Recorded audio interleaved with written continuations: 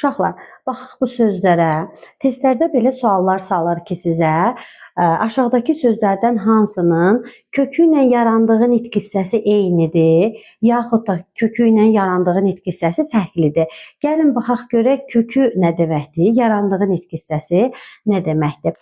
Baxaq birinci sözə. Satqınlıq sözündə sözün kökü sat feili, satmaq feilindən satqın sifəti yarandı. Deməli, sözün kökü nədir? Feil. Yaratdı nəyi? Sifəti. Bu sifətdən də nə yarandı? Satqınlıq ismi.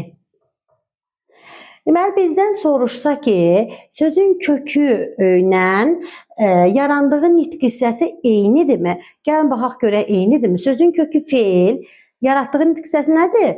Sifət. Sifətdən sonra nə yaranıbdır? Həmin o sifətə qoşulduğu lıq şəkilçisi yarandı isim.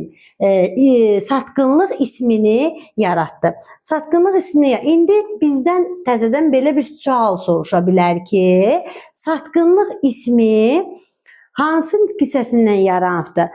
Sözün hansı nitq hissəsindən yarandığını müəyyən eləmək üçün sözdən əvvəlki, məsələn, yaranmış sözümüz nədir? Satqınlıq sözü. Ondan əvvəlki leksik şəkilçiyə baxacaq. Ondan əvvəlki leksik şəkilçi nədir?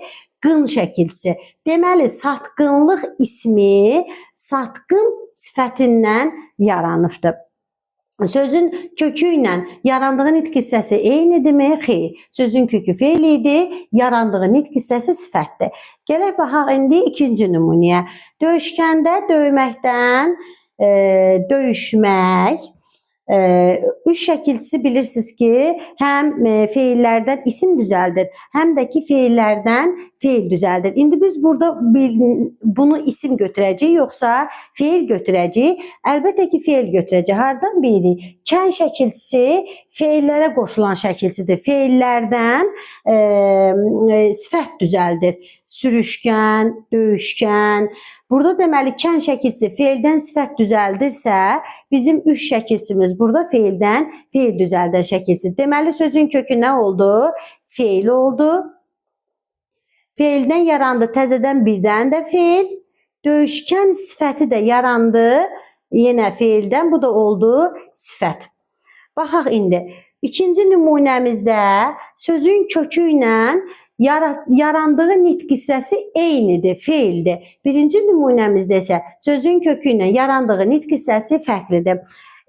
Qısacası, siz sözün hansı nitq hissəsindən, yaxud da nədən yarandığını soruşursa, yaranmış sözdən əvvəlki leksik şəkilçiyə baxırsınız. Yəni, axırıncı leksik şəkilçiyə baxmırsınız, ondan əvvəlki leksik şəkilçiyə baxıb, həmin sözün hansı nitq hissəsindən, yaxud da ki, hansı şəkilçi vasitəsindən yarandığını müəyyən eləyə bilərsiniz.